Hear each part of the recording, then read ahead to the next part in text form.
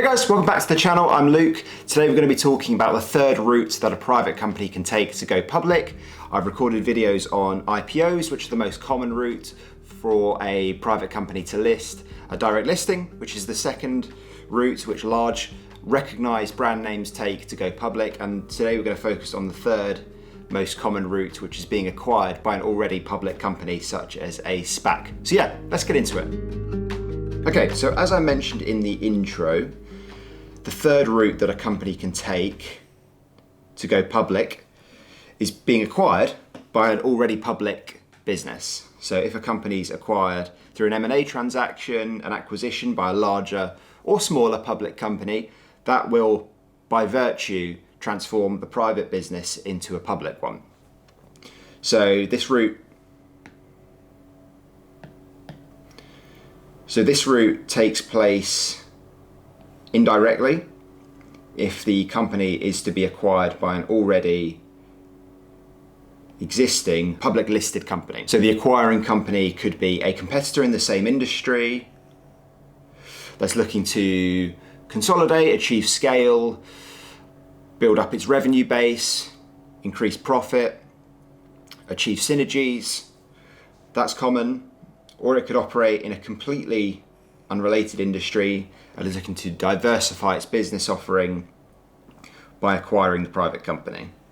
So there's lots of different reasons why a trading company would look to acquire a private company. It could be to achieve scale within its existing product lines, or it could be to diversify. If the acquirer does something completely different to the private target, the acquirer could be looking to diversify its operations away from its core business. So that's the traditional ways in which a public company would acquire a private company and some of the rationale behind why they would do so. But what about SPACs? So SPACs are slightly different. A more direct route to going public could be executed through a SPAC. So a SPAC is the shorthand for a special purpose acquisition company, which is a shell or blank check company. So what I mean by blank check company is a company that has no underlying business operations. It has nothing in it. It doesn't really have any employees. It doesn't have any products or services it sells. It's really got nothing going on under the hood. It exists solely to acquire an unspecified private company at a future point in time. So SPACs raise capital by going public, and they do that through an IPO. And the objective of a SPAC is to purchase a private company, which in turn would lead it to go public. So yeah, SPACs raise capital through investors through an IPO, and they do that once they form. That's the first thing SPACs do once they are legally created. They raise capital through an IPO, and their objective is to deploy that capital by investing in a private company which they feel would benefit from being in the public market. So SPACs don't do anything like that. They don't trade, they don't provide complementary products or services like you would find in a traditional merger that I mentioned a moment ago. There's no sort of synergies to be realized. There's no complementary or diversification benefit that would come from acquiring the company. This is a completely different model altogether. The IPO proceeds raised by the blank check company are used to purchase the private company, and they can't be used for any other objective. So the investors that provide capital to the SPAC are doing so on the premise that those proceeds will be used to invest in a certain company, usually in a specific sector. And the SPAC company can't use those proceeds for any other reason. They can only use it for what's outlined in their mandate. They can use it to invest in a private company and take it public. And the typical investors in a SPAC will include private equity funds, venture capitalists, institutional investors, and high net worth individuals.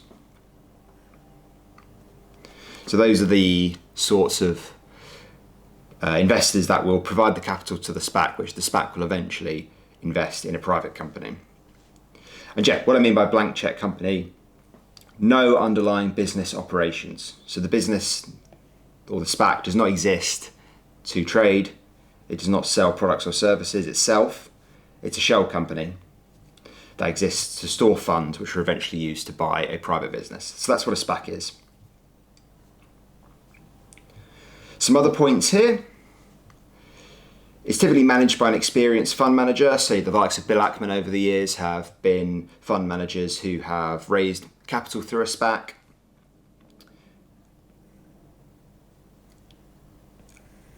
And investors typically will back fund managers who are leading a SPAC who have a track record of delivering financial returns on capital.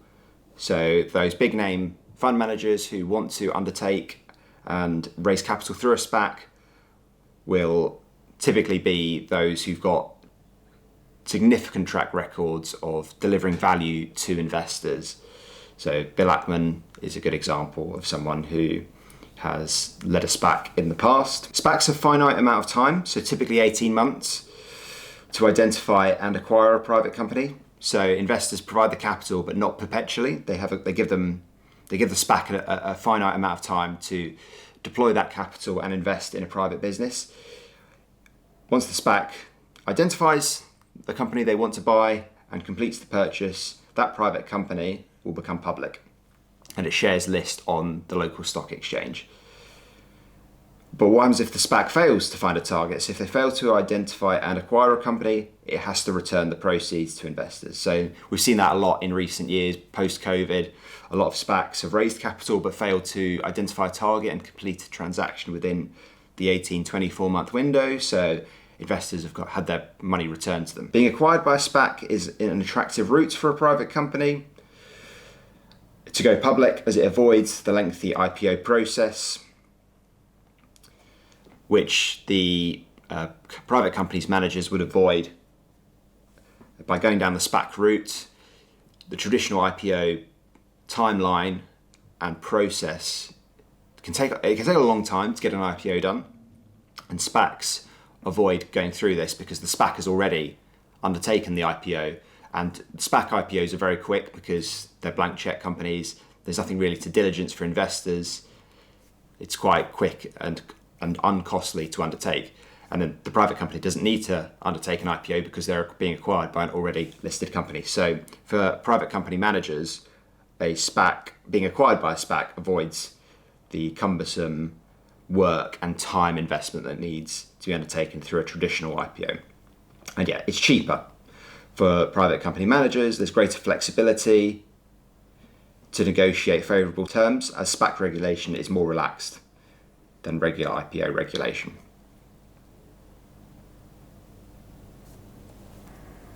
Okay, so let's outline some of the steps that need to be undertaken to execute a listing through a SPAC. So step 1, SPAC IPO. So the first thing that needs to take place is the SPAC needs to be formed.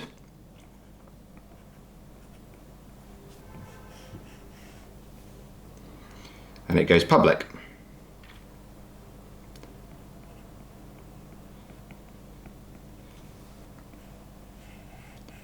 And investors subscribe to the share issuance as part of an IPO. So the investors will own 100% of the SPAC entity, and they will provide the capital that the SPAC needs to identify and purchase a private company. So the SPAC provides the investors with ownership in the eventual public company, and the investors provide the SPAC with capital. The second step in the SPAC process is the SPAC identifies and acquires a private company.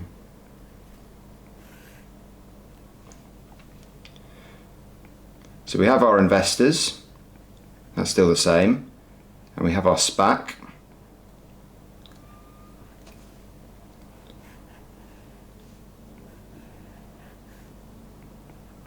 So this hasn't changed. The investors still own 100% of the SPAC, but they've now identified a private company.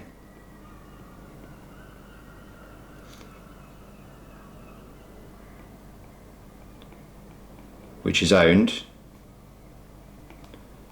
obviously, by its shareholders.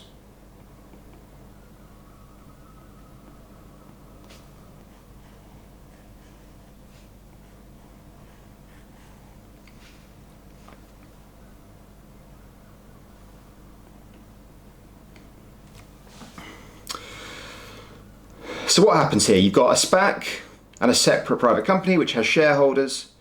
So the SPAC will purchase the company from the existing shareholders. So the capital that the SPAC holds will be used to purchase or buy out the shareholders in the target company. And as a result, the private company will become owned by the SPAC. So that's the dynamic. The SPAC has capital, it has cash. It uses that cash to purchase the company from the existing shareholders. And as a result, the private company becomes owned by the SPAC. So let's just finalize this. So the final step, step 3, the private company goes public.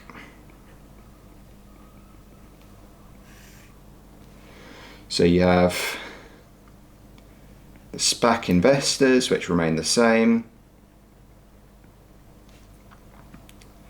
You have the SPAC vehicle that sits underneath them. And then you now have a public company.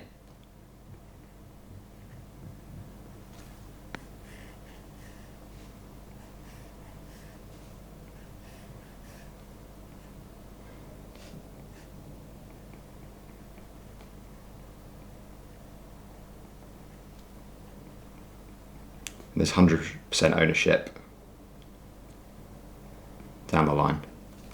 So the SPAC investors had invested in a SPAC, a blank check company, which has acquired a private company, which as a byproduct of being acquired by a public SPAC has become public itself. So by virtue, the investors now have an ownership stake in a public company. So that's how a SPAC works. Hopefully that was all made sense and you guys now have a clearer understanding of the third route by which a private company becomes public, being acquired by a special purpose acquisition company. Any questions, feel free to fire them off in the comments, and I'll see you guys in the next video.